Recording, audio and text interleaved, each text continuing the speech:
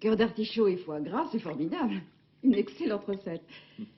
Et je me demande quelle suite délicieuse il me réserve. Le début est très prometteur. Je viens de prendre une grande décision. Je vais assassiner ma chère belle-mère. Si Maître Renz défend seulement moitié aussi bien ses clients qu'il ne fait la cuisine, je m'en tire avec 6 mois. S'il présente sa plaidoirie aussi modestement que son invitation à dîner, le jury ne croira pas un mot de sa défense. Vous avez reçu une invitation? Et comment ça se fait que je n'en ai pas reçu? Vous vous trouvez ici par hasard, alors? Il y a des gens qui se nourrissent exclusivement comme ça. Allez, ne me faites pas languir. Que disait l'invitation? Tout le monde sait qu'on ne peut travailler sans se nourrir. J'ai l'honneur et le plaisir de vous convier ce samedi à une collation entre amis à 8 heures. Voilà. À la bonne franquette. Joseph, j'ai besoin d'un coup de main. Oh. Mais avec plaisir. Qui est-ce? Quelqu'un le connaît ici? Il a fait de la prison, je crois. C'est vrai? Renz travaille occasionnellement avec un ex-policier, c'est certainement lui. Voilà. C'est pas beau, ça? Allez, vas-y. Oh, laissez-moi deviner, c'est un saumon. Oui, c'est un saumon. Ah, voilà. Fameux. Vous attendiez quelqu'un? Non? Joseph, tu veux aller voir? Bon, alors, on pousse les bouteilles et on fait passer les assiettes.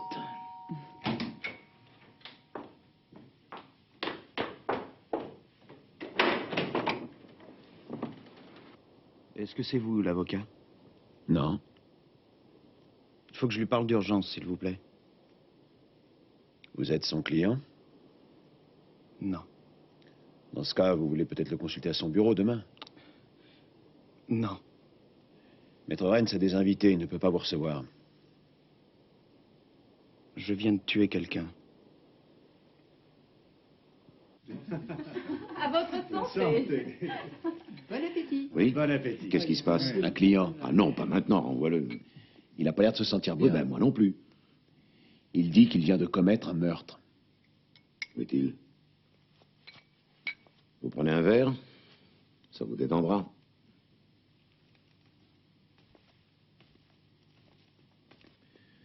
Alors, qu'est-ce qui s'est passé? Nous nous sommes disputés. C'est qui, nous? D'abord, quel est votre nom?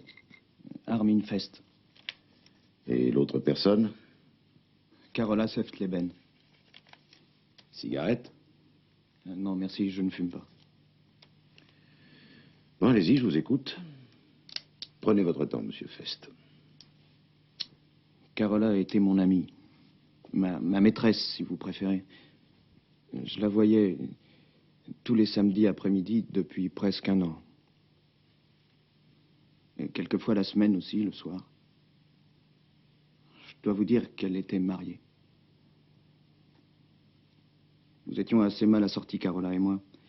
Elle avait un magasin de fourrure. En fait, elle était plutôt le genre m'as-tu vu, mais je l'aimais, on ne peut pas expliquer l'amour.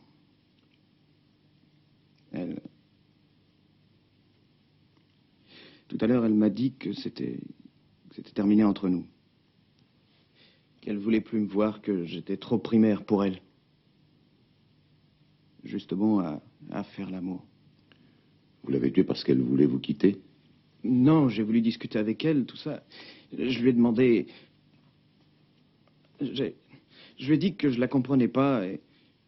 Je sais plus ce que j'ai bien pu lui dire encore, je voulais... Je lui ai dit qu'elle réfléchisse et je l'ai prise dans mes bras.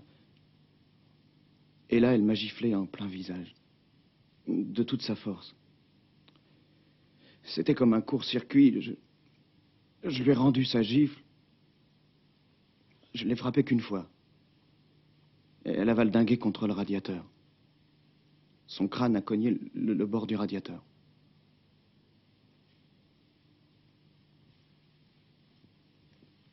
Quand j'ai vu qu'elle bougeait plus, je me suis approché d'elle et il y avait du sang partout et je l'ai secouée, mais elle était morte. Vous avez appelé une ambulance? Elle est morte. J'ai passé 2 heures accroupi à côté d'elle, elle est morte. Où est-ce que vous habitez? Uhlenstrasse, 24. Je peux avoir vos clés? Va jeter un coup d'œil. C'est à quel étage? Rez-de-chaussée.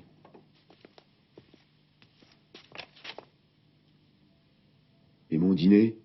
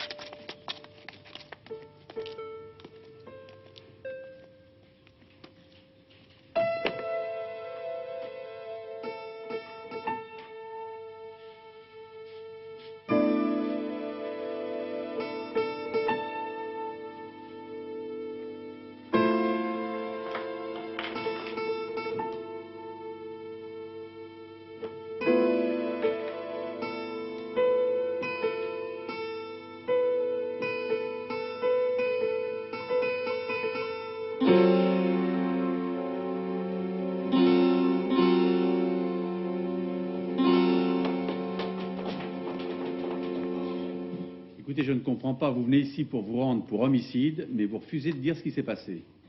Alors dites-nous comment vous l'avez tué. Mon client ne fera aucune déclaration pour l'instant. Où se trouve l'appartement? Uhlenstrasse, au numéro 24.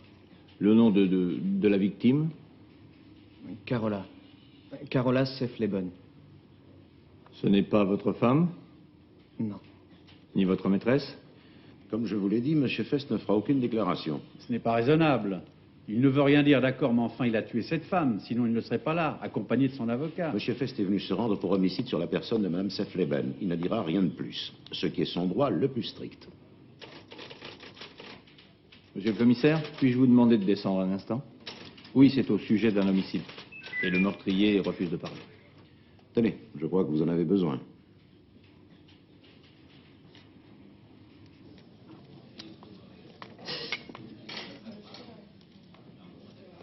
Maître Rennes, me permettez-vous de déjeuner à votre table? Mais je vous en prie. Merci. Il paraît que vous êtes un sacré gourmet. Oui, mais qui travaille trop, malheureusement. D'où la cantine.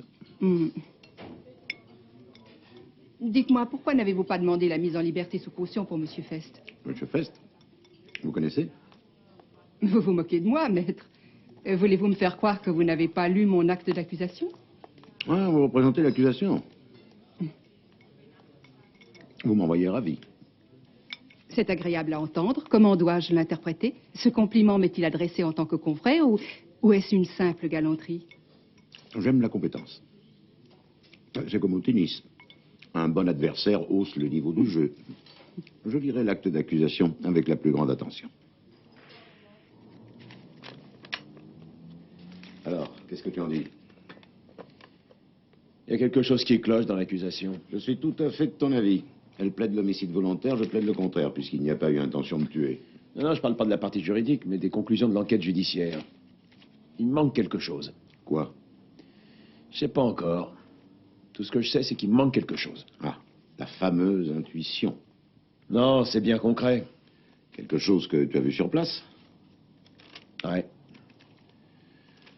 La mort est survenue entre 17 et 19h30. Hématome important des deux côtés du visage. Fracture du crâne occasionnée par la chute contre le radiateur de chauffage central. Taux d'alcool dans le sang de la morte, 0,3 pour 1000. Fest avait le soir du crime un taux de 0,9 pour 1000.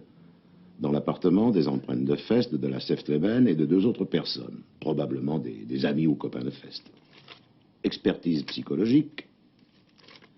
Témoignage du mari. Photo du lieu du crime. Tiens, relis-le encore une fois. 0,3 et 0,9 pour 1000, c'est beaucoup pour une demi-bouteille de vin. Bah, il a dû boire autre chose après. Mais il n'y avait rien d'autre à boire. Bah, dans ce cas, il a bu quelque chose ailleurs, c'est tout à fait possible. Non, non, c'est pas la boisson. Je cherche autre chose. Ah bah, je sais pas ce qu'il te faut. Pour moi, le dossier est bon. La moitié de la bouteille. Vous en êtes sûr? Oui, à peu près. Et avant, enfin, je veux dire, avez-vous bu avant que Madame Sefleben n'arrive chez vous? Non. Ou ensuite, avant de venir chez moi? Non. Mais enfin, c'est pas possible. Le taux d'alcool dans le sang de Madame Sefleben était de 0,3 pour 1000, contre 0,9 pour 1000 chez vous. Vous avez dû boire plus, c'est évident. Monsieur Fest, ce sont des questions importantes. Votre responsabilité peut être diminuée considérablement sous l'effet de l'alcool. Vous devez vous rendre compte que c'est un point capital de la défense. Le taux de 0,9 pour 1000 sur lequel se base l'accusation peut avoir augmenté de manière significative si vous avez bu avant l'arrivée de Madame Sefleben un alcool assez fort, du schnapp par exemple, ou... D'accord, j'ai bu 3 verres d'eau de vie. Où? Dans l'appartement. Dans votre appartement? Il n'y avait qu'une bouteille de vin, rien d'autre? Tant pis. Monsieur Fest, voilà un exemple de ce qui pourra vous nuire. Les mensonges, les contradictions, les semi-vérités. C'est pour vous protéger que je vous ai demandé de ne faire aucune déclaration avant la fin de l'enquête judiciaire, pour bâtir la défense. Et qu'est-ce que vous faites pour m'aider? Vous vous empêtrez dans l'invraisemblable et le mensonge. Ce faisant, vous perdez l'avantage de vous être rendu spontanément à la police et d'avoir avoué l'homicide involontaire. Que se passe-t-il? Je ne vous comprends pas. Vous voulez la peine minimale, oui ou non? Oui, bien sûr. Alors, où avez-vous bu? Au centre-ville, dans un bistrot, au comptoir. Ah, Je n'ai pas de témoin. qu'avez-vous bu? 3 eaux de vie. Bien, disons 3 ou 4. Vous avez oublié combien? Et ensuite, prenez-vous des médicaments? Des médicaments pour dormir, contre l'anxiété ou autre chose? Un Valium de temps en temps, c'est très bien. Si vous aviez pris du Valium, par exemple, l'effet de l'alcool s'en serait trouvé augmenté. Vous comprenez où je veux en venir? Du Valium, d'accord, oui. D'accord, pourquoi? Vous avez pris du Valium, oui ou non? Il m'arrive d'en prendre quand j'ai envie de dormir. D'accord. Combien en prenez-vous? 2. 2. Et maintenant, voulez-vous répéter les expressions avec lesquelles Madame Sefleben vous a premièrement insulté, deuxièmement provoqué et troisièmement congédié? J'ai aimé Carola, je l'ai aimée de tout mon cœur. Bravo. C'est ce que vous direz demain au jury.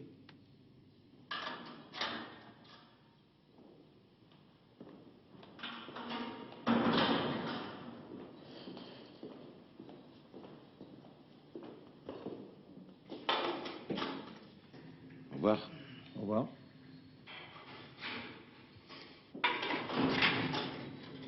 J'aimerais à présent vous démontrer que l'acte d'accusation est erroné à la base, à savoir l'homicide volontaire. L'homicide volontaire sous-entend évidemment la notion que l'accusé ait reconnu la mort comme suite possible de son action. Autrement dit, qu'il savait, au moment où il s'apprêtait à gifler la jeune femme, que cet acte pouvait entraîner la mort de celle-ci. Or, on ne gifle pas pour tuer. Aucun assassin dans l'histoire du crime n'a choisi ce moyen pour expédier ses victimes dans l'autre monde. Monsieur Fest a giflé sa maîtresse une fois.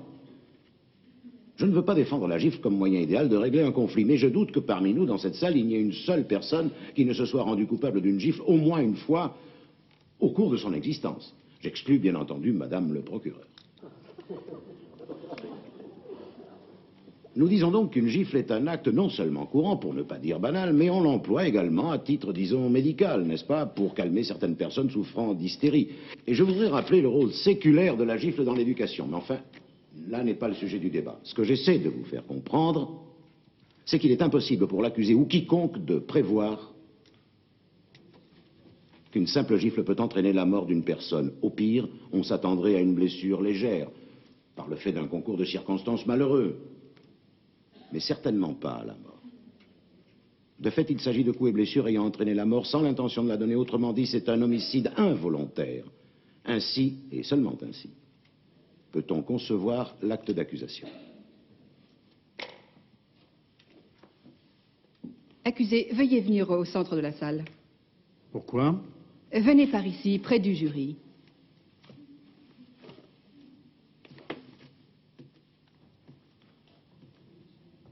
fait bonne impression ce garçon, pas faux? Tout à fait. Veuillez nous annoncer votre profession. Chauffeur de poids lourd. S'agit-il d'un travail dur à accomplir physiquement? Ça peut arriver, oui. En cas de panne, par exemple. Oui.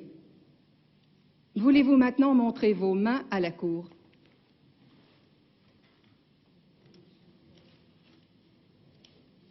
Oui, allez-y, tendez les bras. Pas très large. En tout cas, pas les mains d'un travailleur manuel. Peut-on sérieusement envisager que ces mains peuvent tuer d'une seule et unique gifle? Pour qu'un être humain puisse mourir par le fait d'une simple gifle, ne faut-il pas plusieurs coups violemment portés pour envoyer une personne à travers la pièce et qu'elle bascule et tombe en se blessant mortellement? Ne faut-il pas une brutalité peu ordinaire pour faire mourir un être jeune en pleine santé? Vous pouvez vous rasseoir. J'aimerais dire un mot à l'avocat de la défense. J'ai apprécié votre discours humoristique sur la banalité de la gifle en général.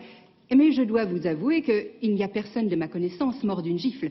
Et je doute fort qu'il existe un précédent juridique d'un tel cas.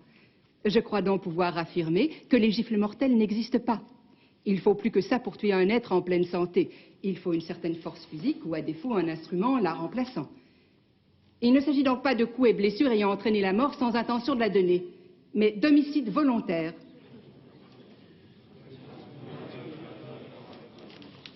Il est 13 heures, je propose d'aller déjeuner. L'audience reprendra à 14 heures.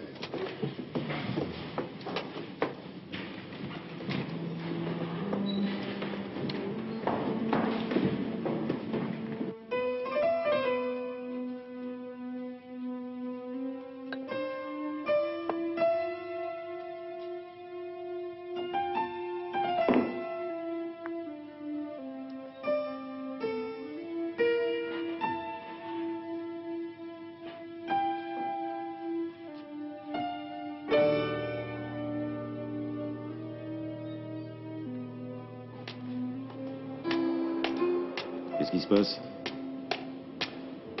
Je l'ai trouvé. Qui? Mon erreur.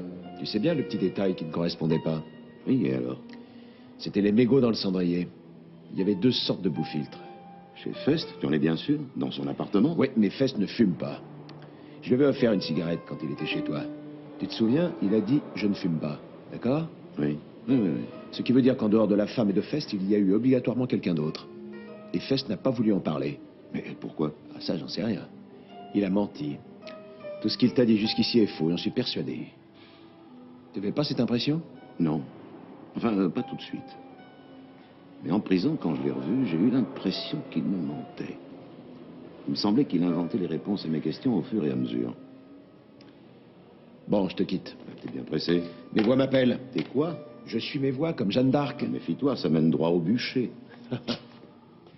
Monsieur Saffleban, connaissiez-vous l'accusé? Non, je n'avais pas de raison de le rencontrer. Que voulez-vous dire par là? C'est pas avec moi qu'il avait une liaison, mais avec ma femme. Étiez-vous informé du rôle que jouait l'accusé dans votre vie? J'étais informé de l'existence générale et permanente d'un amant, mais je n'ai pas poussé la curiosité jusqu'à vouloir connaître l'individu en question. Votre mariage battait de l'aile? Pas le moins du monde.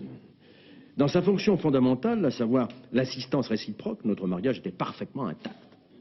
Merci. Est-ce que l'accusation ou la défense désire poser des questions aux témoins? Votre femme vous a-t-elle parlé de Monsieur Fest? Enfin, je veux dire, même si elle ne prononçait pas son nom. Non, elle n'avait pas ce manque d'élégance. Votre femme se montrait-elle blessante, agressive, désagréable envers vous? Elle avait ses humeurs, comme toutes les Cela femmes. se produisait souvent? Vis-à-vis de moi, non. Vous n'avez pas voulu vous constituer partie civile dans ce procès. Voulez-vous nous dire pour quelle raison? Serait-ce parce que vous comprenez le geste de l'accusé? Monsieur le Président, l'avocat de la défense outrepasse ses droits. Je vous dispense de répondre à la dernière question de l'avocat de la défense. J'y répondrai. J'ai renoncé à me constituer partie civile parce que ma femme ne revivra pas pour autant. Je comprends et j'approuve la présente procédure comme sauvegarde d'une valeur morale et civique. Mais personnellement, je m'en fiche complètement. Merci, monsieur Seftleben. Vous avez travaillé combien de temps avec Armin Fest? Oh, ça doit bien faire 3 ans. Dans ce cas, vous devez très bien le connaître. Bon, si vous voulez dire que je sais comment il dort, mange, et se racle la gorge, pas de problème, je le sais. Mais ce qu'il pense, ce qui lui plaît, ce qu'il aime pas, eh ben, j'en sais strictement rien. C'était un mec renfermé. Sur de longs trajets, on s'ennuyait ferme. D'ailleurs, je peux vous dire que pour un Berlinois, il m'a surpris. Ni le genre grande gueule, ni brut, vous voyez ce que je veux dire. Un mec gentil, rendant service, mais qui parle pas. Et dites-moi, il n'aurait pas des amis ou peut-être une copine avec lesquels il se serait montré plus ouvert? Une fois, je lui ai demandé s'il voulait pas être ami avec moi, par exemple. Une vraie amitié, vous comprenez? Eh ben, il m'a répondu, non, j'ai déjà un ami. Alors, je voulais lui dire que ça n'empêche pas qu'on peut avoir plusieurs amis, que c'est pas comme le mariage, on n'est pas limité. Et j'en connais que le mariage n'empêche pas de voir ailleurs. Voilà. Il m'a répondu ça de telle manière que j'ai préféré laisser tomber.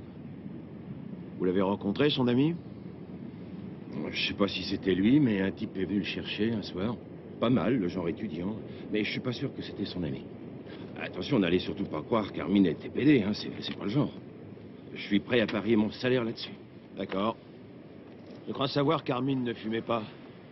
Qu'est-ce que vous en pensez? C'est vrai, ça, hein? Pas de cigarette dans la cabine. Il m'a tyrannisé pendant 3 ans avec ça.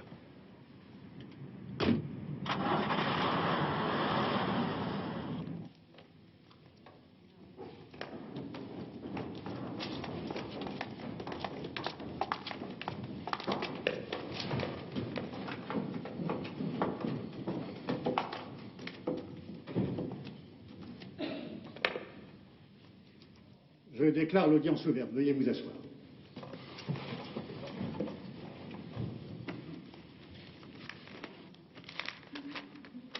Nous allons commencer avec les conclusions de la commission d'enquête et l'expertise du professeur Weiden. Monsieur le Président, hier soir, un témoin m'a appelé chez moi pour me communiquer des faits nouveaux de la plus haute importance pour la suite de ce procès. C'est pourquoi j'aimerais vous le faire entendre en premier. Le témoignage concerne quel fait? Je peux apporter la preuve par ce témoignage que la victime, le soir du meurtre, avait une forte somme d'argent sur elle qui a disparu depuis. Où est votre témoin? Monsieur Wilke? Wilke, Otto, né à Butzbach, âge 52 ans. Profession commerçant, domicilié à Francfort, Bornstrasse, numéro 5. Aucun lien de parenté avec l'accusé. Je vous demande de dire la vérité. Et je dois vous informer que la Cour peut vous demander de prêter serment. Si vous faites une fausse déclaration sous la foi du serment, vous vous exposez à une peine d'emprisonnement d'au moins 1 an. Toute fausse déclaration hors serment entraînera des poursuites. Connaissiez-vous Madame Seftleben? En date du 24 mars, je peux le vérifier si vous voulez, Madame Carola Seftleben s'est présentée le jour même donc du meurtre à mes bureaux du grand magasin Gold. Et elle m'a demandé de lui donner contre ce reçu, le voici, la somme de 116 000 marks en liquide à 14h30 précise. En quoi ce fait concerne-t-il le procès en cours? Cet argent n'a pas été retrouvé depuis, ni dans ses comptes personnels, ni dans les comptes de la société. Son époux et son comptable peuvent vous le confirmer sous la foi du serment si nécessaire. Un peu de patience, s'il vous plaît. Je suppose que vous avez interrogé les personnes que vous citez. Oui, naturellement. Bien, la Cour fera une enquête de son côté, mais pour l'instant, nous continuons à entendre le témoin Wilke. Monsieur Wilke, pour quelle raison Madame Seftleben est-elle venue prendre une telle somme en liquide chez vous? Madame Seftleben a un commerce de fourrure, n'est-ce pas? Enfin, je veux dire, elle avait un commerce. Elle achetait des peaux et les faisait tailler en vestes et en manteaux dans ses ateliers. Comme il arrive souvent dans cette branche d'activité, les fournisseurs de fourrure, en provenance notamment des pays de l'Est, viennent offrir leurs marchandises ici à des prix imbattables mais payables cash pour leur permettre d'acheter chez nous. Vous pensez qu'il s'agissait d'une telle transaction? Je n'ai pas à poser cette question à Mme Seftleben, mais je le suppose. Elle m'a demandé une somme d'argent et je n'avais aucune raison de lui demander pourquoi. Parce que le magasin Gold lui devait une somme de 116 000 marks pour des fourrures déjà livrées, n'est-ce pas? C'est exact, Monsieur le Président. Monsieur le Président, je voudrais poser une question au témoin. Je vous en prie. Monsieur Wilke, pourquoi n'êtes-vous pas venu témoigner plus tôt? Parce que j'ai passé plus de 2 mois en Amérique pour affaires et je suis rentré seulement avant-hier. Et ce n'est qu'hier que j'ai appris que Mme Seftleben était morte. Voilà pourquoi. Je vous remercie. D'autres questions? Non.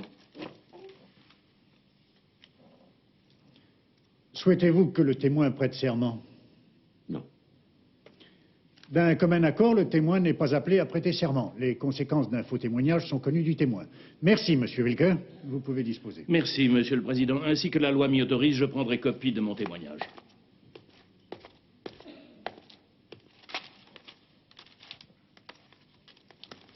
Étant donné que nous devons soupçonner l'accusé d'avoir pris l'argent dont parle le témoin, il s'impose à mon avis Je que proteste énergiquement. Vos conclusions sont plus que hâtives.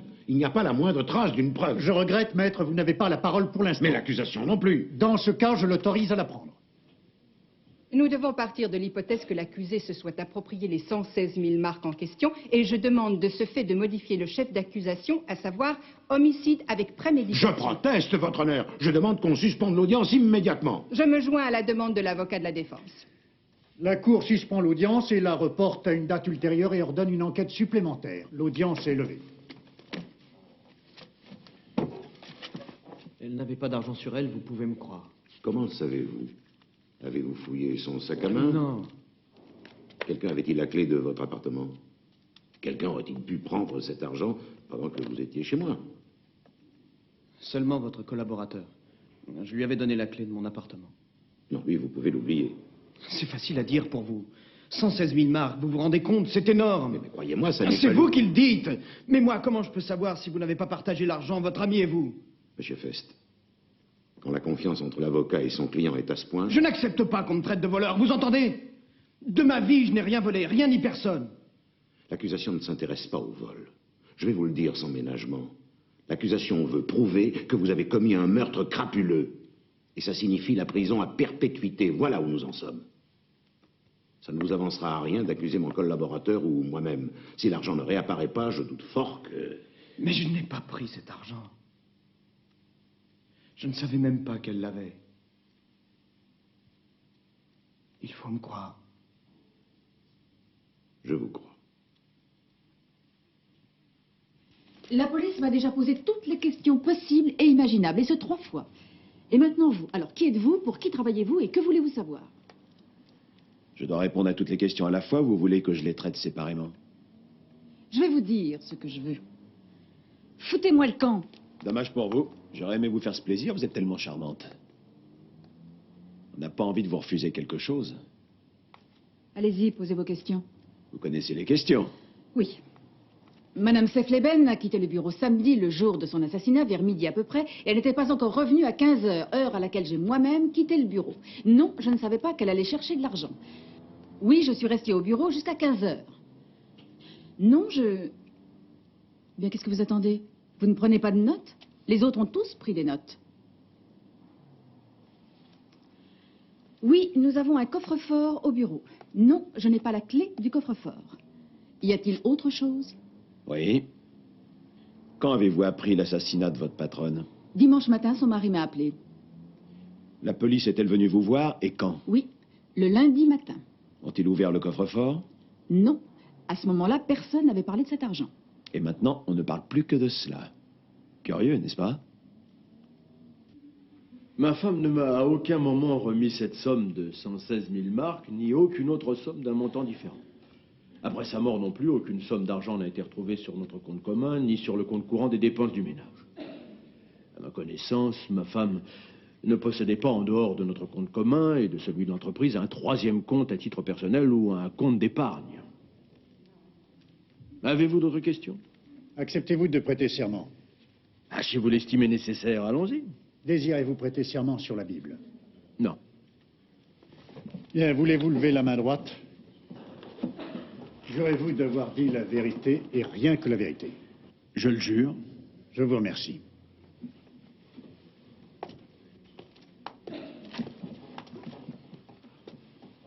Madame Burns, quand la somme manquante aurait-elle dû être découverte, à votre avis? En supposant que le témoin Wilke ne se soit pas présenté. Je n'en sais rien. Peut-être lorsque M. Sefleben aurait demandé la dissolution de l'entreprise. Mais il ne l'a pas fait jusqu'ici. Qui aurait fait les comptes dans ce cas de figure? Comment le saurais-je? Pas vous, en tant que comptable de la société? Oui, peut-être. Ou peut-être pas. Je vous remercie. Encore une chose. Aviez-vous une clé du coffre-fort? Non, je n'avais pas la clé du coffre-fort. Êtes-vous prête à faire cette déclaration sous la foi du serment? Oui. Voulez-vous lever la main droite?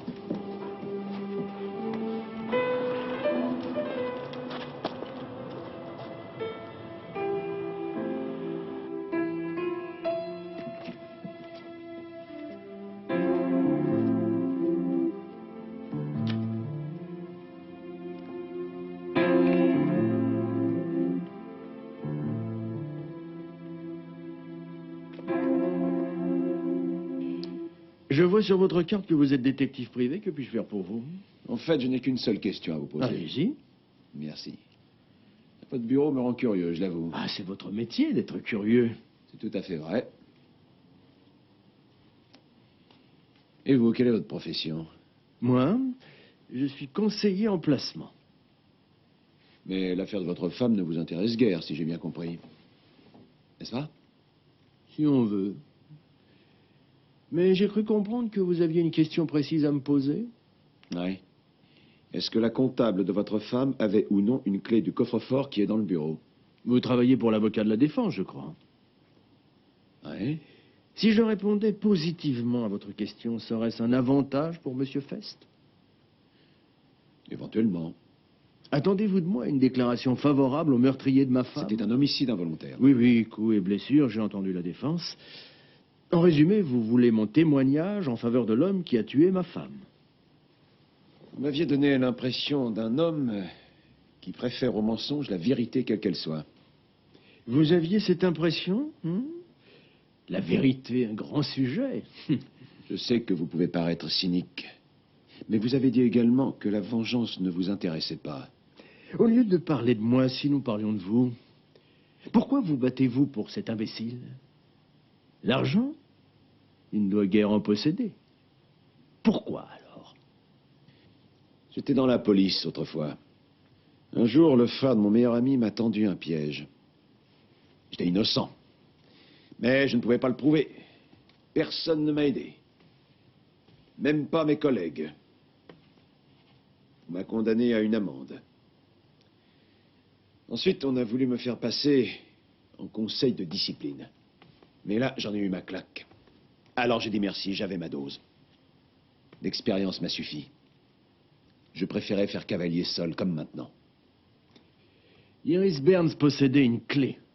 Je peux le jurer sous serment. Merci, c'est tout ce que je voulais savoir.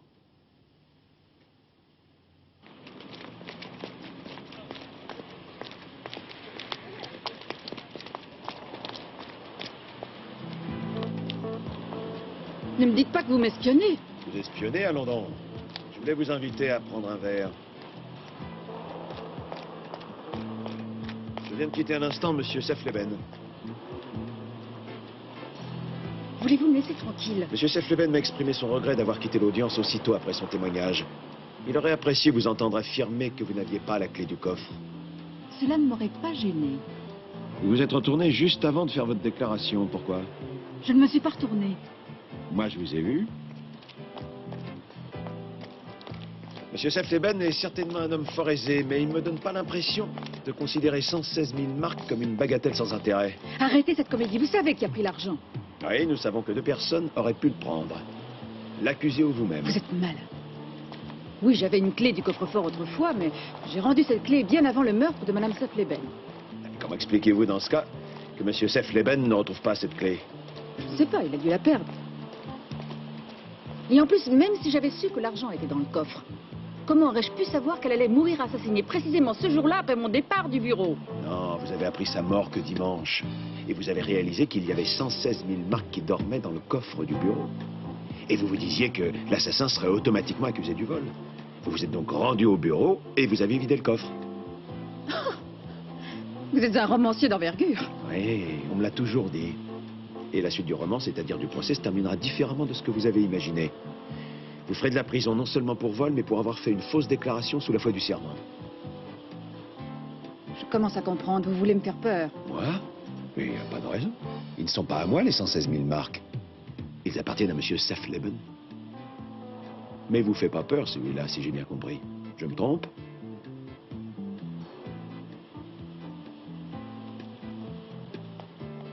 Je demande à la Cour de pouvoir appeler à la barre le commissaire principal Fritsch chargé de l'enquête criminelle. Un élément important ayant, à mon avis, échappé à la Cour, à savoir... J'admets la possibilité que vous venez d'évoquer.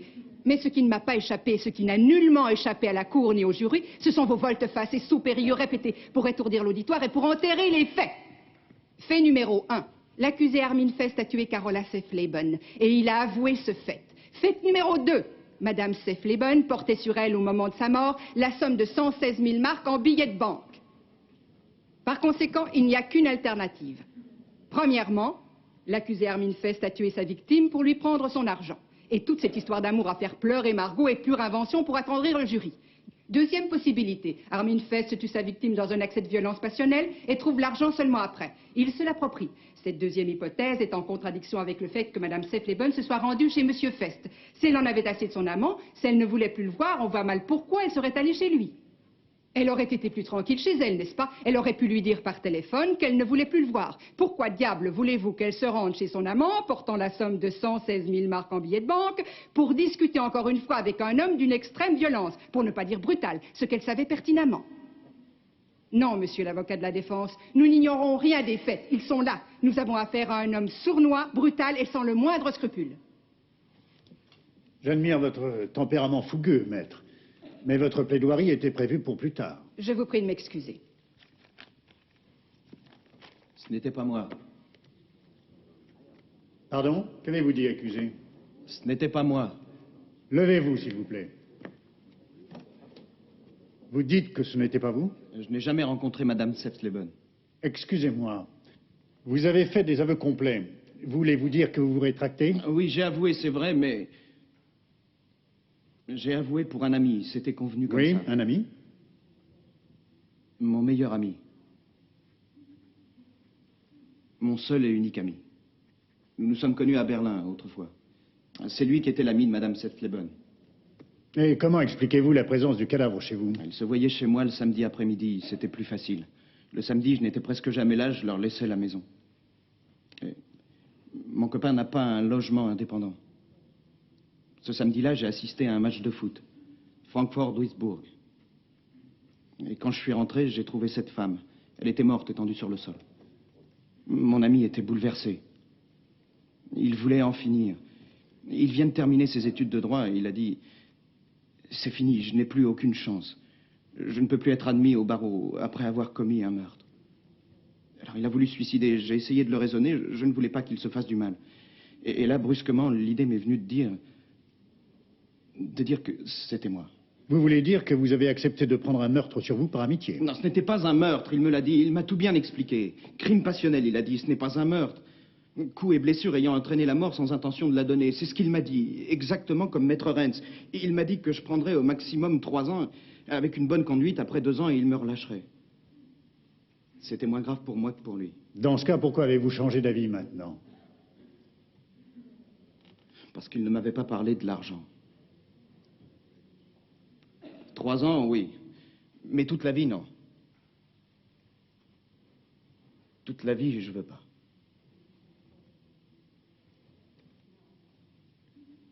Comment s'appelle votre ami? Lutz Egger, 8 rue Novalis, chez Fischer.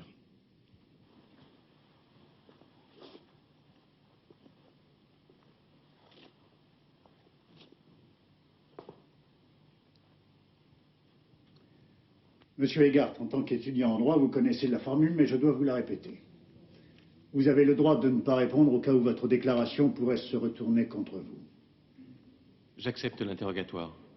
Veuillez décrire à la Cour votre relation avec Armin Fest. Nous sommes amis depuis notre jeunesse. De bons amis. Que puis-je dire de plus? Mais vous aviez des contacts fréquents ici à Francfort? Nous nous voyions 2-3 fois la semaine, parfois plus, parfois moins. Nous prenions un pot, nous allions au cinéma, nous parlions.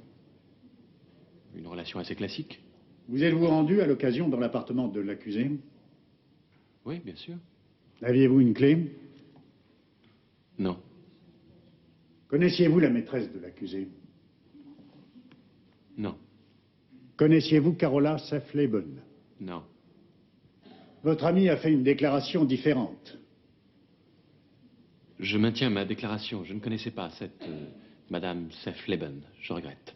Monsieur Fest a déclaré que Madame Sefleben était votre maîtresse, non la sienne. Ça n'est pas exact. Votre ami a déclaré que ce n'est pas lui, mais vous qui l'avez tué.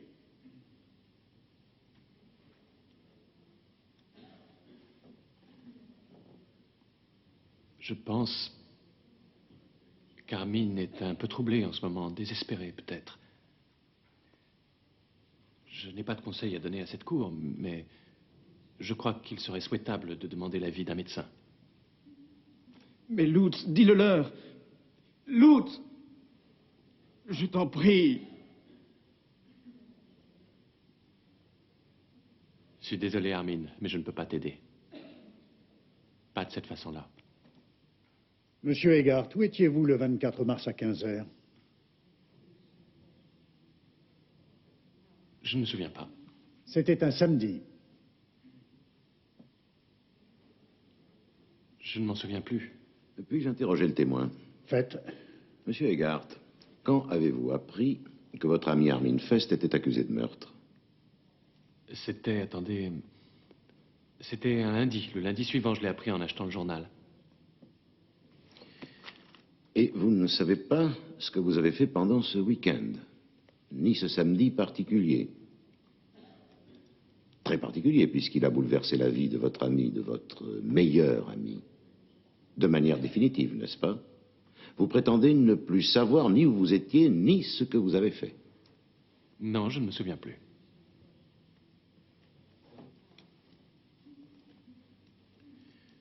Avez-vous rendu visite à votre ami durant sa détention préventive? Non. Pourquoi non? Armin n'est plus le même pour moi depuis l'assassinat. Vous fumez? Oui. Monsieur Fest aussi? Non. Je peux voir vos cigarettes, s'il vous plaît?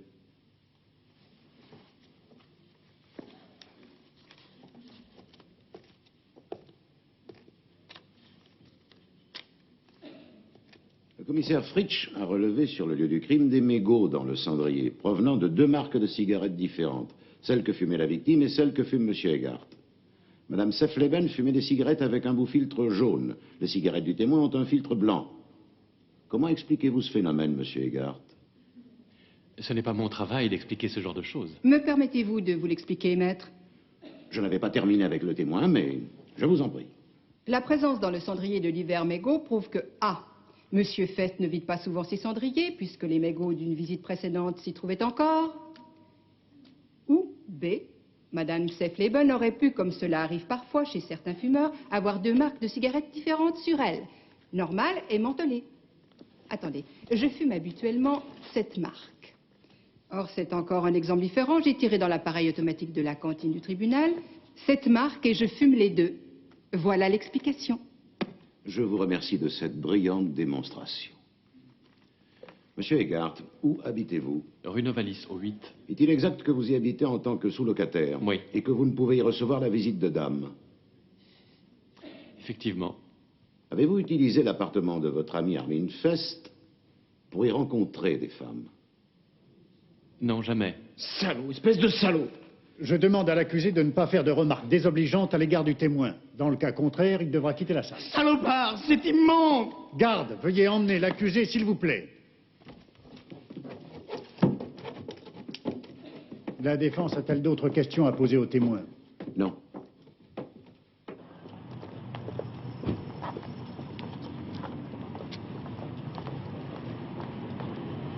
Maître Renz? Ah, oui. J'aurais une question à vous poser, si vous permettez. J'espère que vous ne me tenez pas rigueur de mon interrogatoire, mais en tant que juriste... En tant que juriste débutant, j'aimerais vous exprimer mon admiration pour votre interrogatoire. Je n'ai pas pu faire grand-chose pour votre ami. Peut-être pourriez-vous faire quelque chose pour moi? De quelle manière?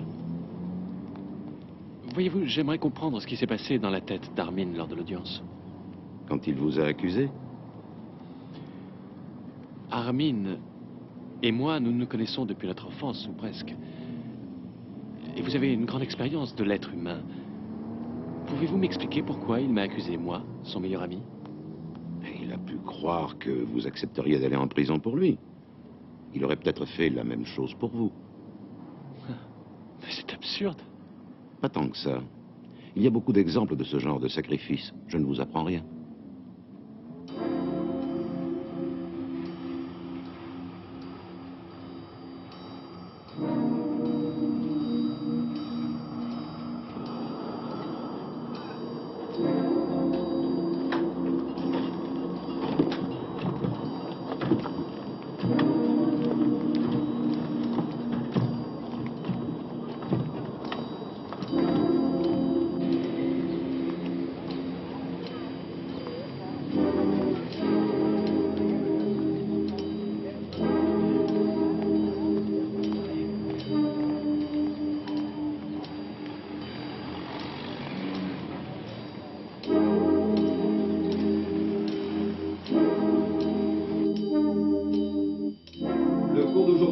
Consacré à la jurisprudence.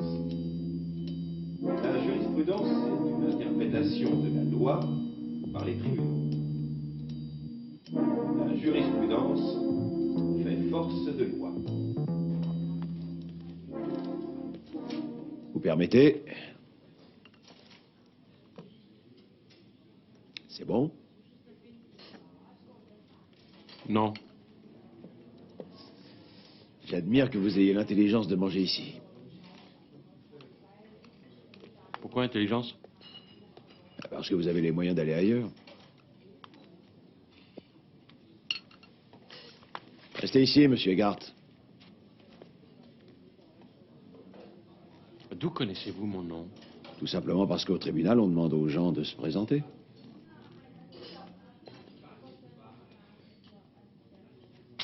Votre prestation était bonne, chapeau. Impeccable. Pourquoi me suivez-vous? Qu'est-ce que vous voulez de moi? Oulandstrasse, numéro 24, appartement 11. C'est l'appartement d'Armin Fest, et alors? J'habitais l'appartement à côté, le numéro 12. Mais peu de temps après le meurtre, j'ai déménagé. On entend tout dans cette baraque. Et alors? Et alors, je me souviens de certaines voix. La voix de la femme et la vôtre. Vous êtes malade. Possible. Mais j'ai une ouïe exceptionnelle. Je vous ai vu aussi avec la dame. Un samedi, par exemple. Naturellement, j'ai assisté tous les jours aux audiences du procès. Et quand j'ai entendu parler de 116 000 marks, j'ai vraiment dressé l'oreille. Que voulez-vous? Rien du tout. De l'argent. Si vous voulez. Combien? Je ne fais pas de chantage. Ah oui, quoi d'autre? Je suis pauvre et vous êtes riche. Ça ne marche pas, j'irai voir la police. D'accord, je vous accompagne.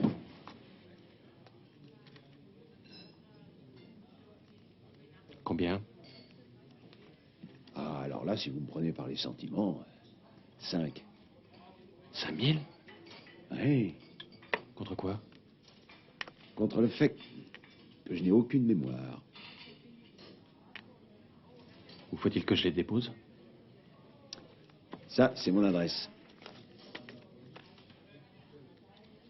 Vous n'avez pas marqué votre nom? Mon nom est personne. Seul importe que vous soyez ponctuel à 19h tapante.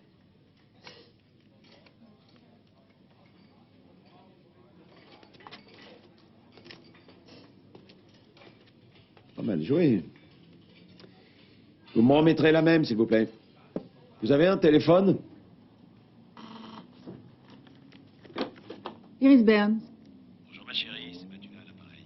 Je sais que vous ne m'appréciez guère, mais moi, je vous trouve délicieuse. Que voulez-vous? Je vous trouve bien trop jolie pour prendre le risque qu'il vous arrive du mal. Que voulez-vous dire? J'ai vu monsieur Sefleban il y a 2 heures, dans un milieu, disons, peu recommandable, avec des gens qui n'ont pas froid aux yeux. À bon entendeur, salut.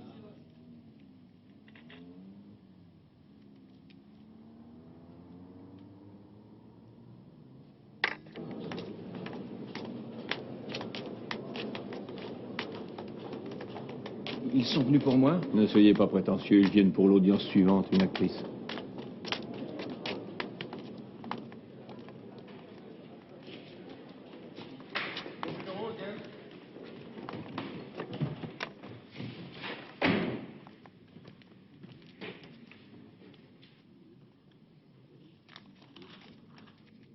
Maître Renz,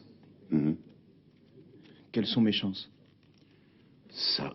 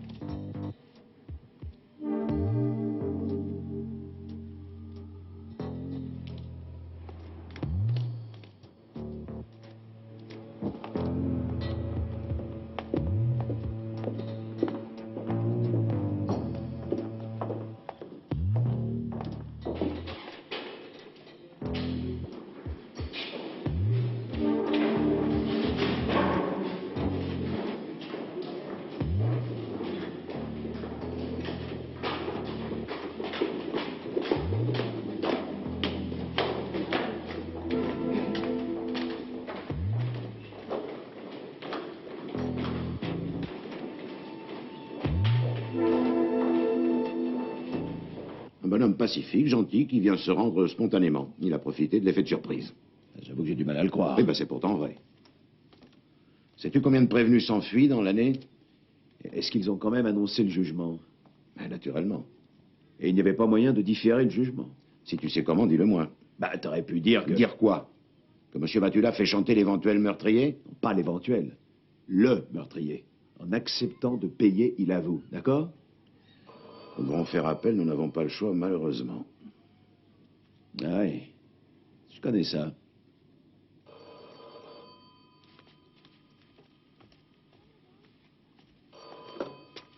Oui, Matula. Ah oui, je comprends. Hein. Je vous en prie. Je vous remercie de votre appel. Seftleben. Les 116 000 marques étaient dans le courrier. Sans blague. Mais comment? Dans sa boîte à lettres, un petit paquet. Et l'expéditeur? Conrad Schwartz, 20 rue du Prince. Oui, il faut s'adresse, bien sûr. Oh, très perspicace. Et toi, tu aurais renvoyé l'argent avec ton nom, ton adresse et ton numéro de téléphone? Moi, à sa place, j'aurais gardé l'argent. Si je pique de l'argent, ça n'est pas pour le rendre. Oui, c'est parce que t'es plus futé que mademoiselle Berns. Hein? Et moins facile à effrayer. C'est un nouveau jeu ou quoi? Je lui ai passé un coup de fil. Menace? Chantage? De mieux en mieux, ma parole. Tout vaut mieux que la prison pour un innocent.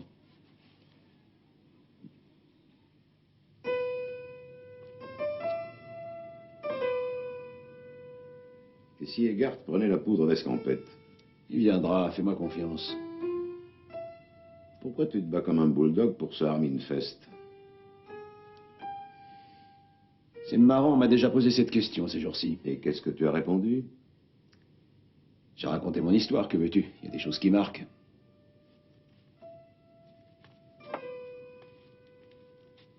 On se fait une partie? Non, aujourd'hui je préfère boire.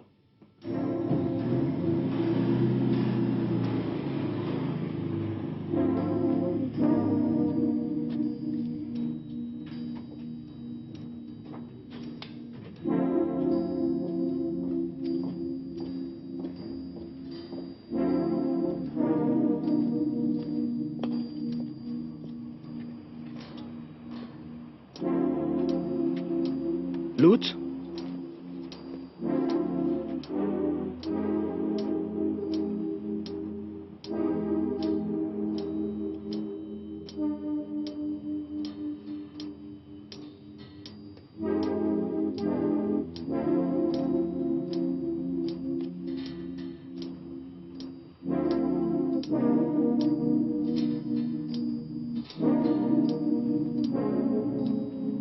Comment veux-tu qu'un être intelligent puisse tomber dans ce piège? Que voulais-tu qu'il fasse? Prendre le risque que j'aille à la police? Tu vois bien qu'il le prend, ce risque. Il devait se présenter à 19h ici. Combien de temps tu veux l'attendre? Et il faut le temps de... Il faut le temps de réunir l'argent. Peut-être qu'il a appris par la radio, Carmine a pris la fuite. Et ça change rien pour lui. Sois tranquille, il viendra. Quand tu ponds une idée, toi, tu veux plus la lâcher. Et le pire, c'est que t'as toujours été comme ça. Macula, l'obstinée, ta pauvre mère, qu'est-ce qu'elle a dû endurer? Et voilà que ce grand garçon se prend pour Robin des Bois. Primo, un homme doit avoir un idéal. Secondo, il viendra. Tertio, la bouteille est vide. Quatrio, je m'en vais. Et voilà. Qu'est-ce que je t'avais dit, hein? Tu vas voir ce que tu vas voir.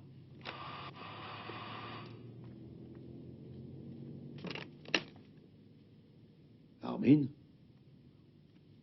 Content de vous voir, entrez. Où est Maître Renz? Pourquoi? J'ai appelé votre bureau et on m'a dit que je trouverais Maître Renz ici. Je suis très content de vous voir. Nous avons de fortes chances de pouvoir prouver votre innocence encore aujourd'hui. Je ne le crois pas. Monsieur Eggard va venir ici et... Il ne viendra pas. Pourquoi dites-vous ça? Parce qu'il est mort. Vous acceptez de me défendre?